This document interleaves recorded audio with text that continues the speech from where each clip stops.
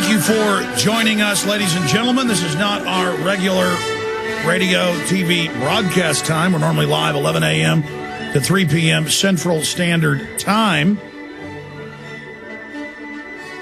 But at approximately 9:55 in the morning on the 18th of February 2010 here in Austin, Texas, the home of our operations in the capital city of the great state of Texas, a small single-engine plane slammed into one of the buildings at the Echelon building complex. There's 4 buildings.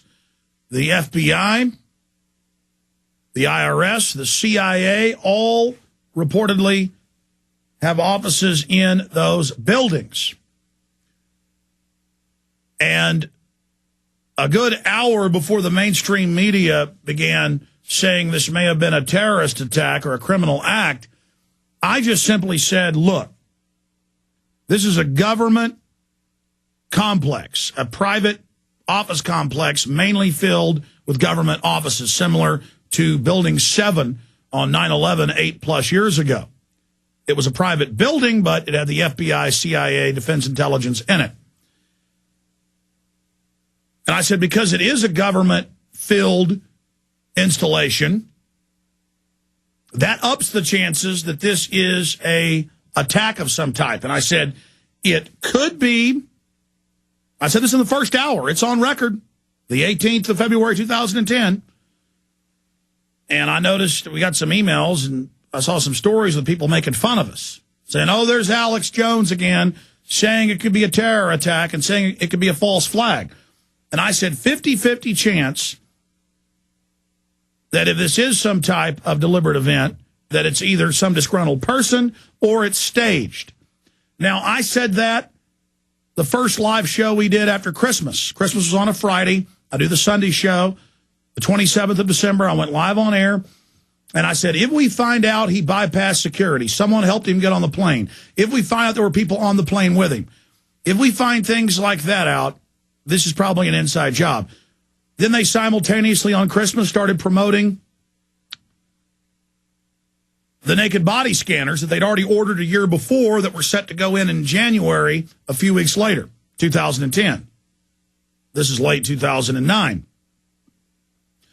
And since then, it's come out that it's a complete false flag. Completely. An absolute, total inside operation. The Detroit News, terror suspect kept visa to avoid tipping off larger investigation. Kennedy, the Undersecretary for Management of the State Department, said an unnamed U.S. intelligence agency told them to let him get on the plane without a passport, without a visa. But that wasn't enough. They had to have the smart-dressed man lead him through security, past the naked body scanners that Amsterdam already had, to get him on the plane. Then somebody from 4 rows back is videotaping him throughout the entire 16-hour flight from Europe to Michigan. Then the eyewitnesses said once they got him in customs, the bomb-sniffing dog ran over to another man, a black man's bag. They said, oh, there's a bomb, get out of here. Then the FBI lied and said there was no smart-dressed man, nobody helped him get on the plane, there was nobody videotaping him, and no one else was arrested once we landed. Turned out that was all lies on record. Now, I'm just giving you a little bit of background from one case before I get into all the new big developments. I told you when the show ended at 3 that we wouldn't be back live until tomorrow unless there were big developments. There have been gigantic developments in the attack in Austin, and I'm going to go over those in a moment. We have been to the guy's house. We've been to his neighbors. I sent Rob Dew and Jason Douglas. They're going to be in studio with us coming up in 30 minutes. I have talked to people I know in Austin that live in apartments nearby. They saw individuals from the FBI out there within seconds. They heard the boom. We have multiple witnesses by name. I've talked to them on and off air. They were out there with video cameras filming everything within seconds. By the time they got to their windows to see the boom, the FBI was outside with cameras. They went down and talked to him, and they said, we are the terror response team. Local Austin news. In fact, that's in Paul Watson's article. Pull that video up, too. It's up on YouTube. Source, FBI knew Austin attack was coming. That's the breaking news coming up. But in there, Paul has the link to the YouTube of KXAN, that's NBC in Austin. A separate witness told KXAN that there were hazmat teams and fire trucks in place across the street before the plane struck the building. This is all coming up. Now, let's go back to the start of the show today at 11 a.m. I come on and I say, I hope it's somebody that had a heart attack and fell on the stick, but witnesses said the plane came low at about 150 feet, accelerated, and went down perfectly into the building.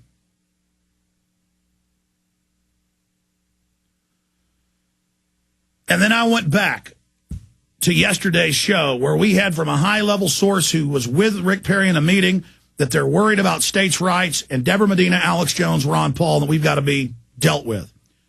You've seen the dirty tricks against Deborah Medina. Glenn Beck was doing it again today. Because if she wins, it sends shockwaves across the country. The states stand up. When did the feds bomb Oklahoma City? And that's a proven case. They bombed it when Oklahoma and Colorado were leading the charge with over 20 other states to declare 10th Amendment powers and say, we're not under federal control. Stop your unconstitutional taxation and control. That's happening again.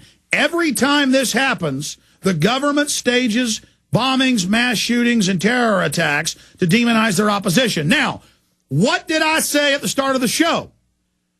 I said, if it turns out that this is a terror attack or deliberate event, they're going to say it's a Tea Party person.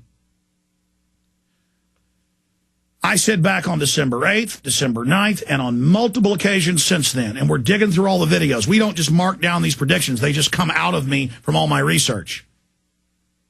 Well, I'm asking listeners to go through our YouTube channel, the audio's posted everywhere. Help us. We don't have the staff. I don't even have the staff to go back to the first hour of my TV show and radio show today and get the audio of where in the first hour I said this is probably going to end up being a so-called Tea Party person. How do I know this? Because I saw the preparatory conditioning on Chris Matthews Slimeball, Beck the Ninny, and all the other shows saying 9/11 truthers, and it changed in the last week, not just 9/11 truthers. 9/11 truthers have infiltrated the Tea Party. They've got to be dealt with. They've got to be taken out. They want to kill the president. They want to stage terror attacks. Mark my words. Beck said, many others, as a talking point. I saw it simultaneously on other channels. Out of nowhere. Made no sense. Unless you understand. Then I saw him in the last 2 days. We posted these videos, start saying and putting Deborah Medina up on the chalkboard and next to terrorist and saying next to weathermen bombers. And now he put up Phil Berg. I want to get Phil Berg on the next few days. I'm meaning to do that. Write a note. And putting him up there with him and saying the birthers are dangerous and want violence. Tonight, I wasn't even intending to tune in. We had it on Fox. There he was saying the number one threat is the birthers. Over half of Republicans in polls question Obama's birth certificate because he did have the name Barasitaro. People are now learning this. He did have another fake name. He did go to these mosques. He did get raised in Islamic schools. I mean, you know, the point is there's something going on here. Where does Beck get it that they're going to be violent? I saw him tonight say, and I watched 5 minutes of it. It was an hour show. I was busy on the phone with witnesses and guys bringing in video from going to the supposed kamikaze attacker's house who supposedly attacked Austin. I mean, it's like a war room in here. And there's Beck on the TV in the studio control room saying, here's Deborah Medina, here's Phil Berg of the birthers. These people are dangerous. And I heard him say, the birthers are the most dangerous. See, he gets your confidence and then stabs you in the back. That's what Fox News is designed to do. All right. I got to start going through the evidence now. It's just I'm trying to give you a small picture of all the info I have and how I collate it, knowing how the globalists operate, knowing what their past programs are, knowing their modus operandi. They are criminals. And if you study criminal psychology, these are genius criminals. They repeat the same things in different variants over and over again. They're very pathological, very obsessive compulsive.